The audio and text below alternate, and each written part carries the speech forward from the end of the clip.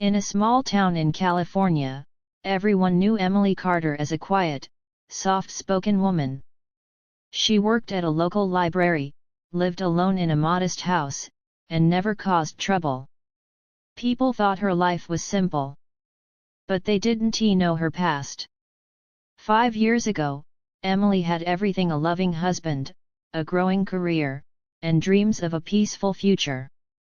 That future was destroyed by 3 powerful men who framed her in a financial crime she didn't commit. The court believed lies. Evidence was manipulated. Emily lost her job, her marriage, her reputation, everything. She went to prison for 3 years. When Emily walked out of prison, she wasn't the same woman anymore. The fear in her eyes was gone. In its place lived patience and fire. She promised herself one thing: I will not scream. I will not beg. I will wait. And I will destroy them one by one. Emily disappeared from the town for 2 years. During that time, she changed herself completely. She studied law at night, learned about finance, cybersecurity, and human psychology. She worked different jobs under fake names, saving money and gathering information. The 3 men who destroyed her life were now successful and respected: Richard Hale, a rich businessman; Daniel Moore, a powerful lawyer; Stephen Brooks, a politician with a clean public image. Emily knew revenge was not about anger. Revenge was about timing. She returned to California with a new identity: Emma Clark, a confident business consultant with a sharp mind and a calm smile. No one recognized her. Richard Hale was her first target. Emily entered his life professionally, helping his company fix internal problems. Slowly, she gained his trust. She listened.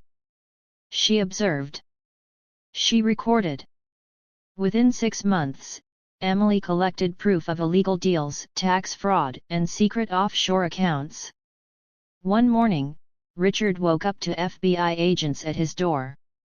By evening, news channels were screaming headlines: business tycoon arrested for massive financial crimes. Emily watched the news silently from her apartment. No smile. No tears. Only one whisper left her lips: one down. Daniel Moore was smarter and more dangerous. He had destroyed Emily using the law, so she used the law against him. Emily anonymously reopened old cases Daniel had won. She leaked evidence to journalists, contacted former victims, and pushed hidden witnesses to speak.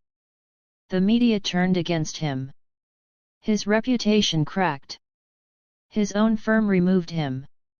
Daniel tried to escape the country, but at the airport, he was arrested for obstruction of justice. When Emily saw his face on TV, shaking and scared, she finally smiled. "You taught me how cruel the system can be," she said softly. "I learned well." Stephen Brooks was the hardest.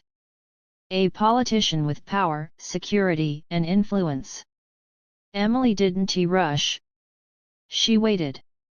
She built alliances. She planted truth in places where lies once lived. On the night of a major election debate, a video was leaked: Stephen confessing to blackmail, corruption, and framing an innocent woman years ago. That woman was Emily. The video went viral. Protesters filled the streets. Stephen resigned within 24 hours and was later sentenced. Emily stood outside the courthouse as he was taken away in handcuffs. Their eyes met. For the first time, he recognized her. Emily didn't feel happiness. She felt peace. Revenge didn't give her back her lost years, but it gave her justice. She returned to the library, not as a worker but as a donor. She helped women who were falsely accused, abused, or silenced. Emily Carter was no longer a victim. She was a survivor. She was a warning. And she was free. Even after justice was served, Emily's nights were restless. Prison memories still followed her: cold walls, sleepless nights, women crying in the dark.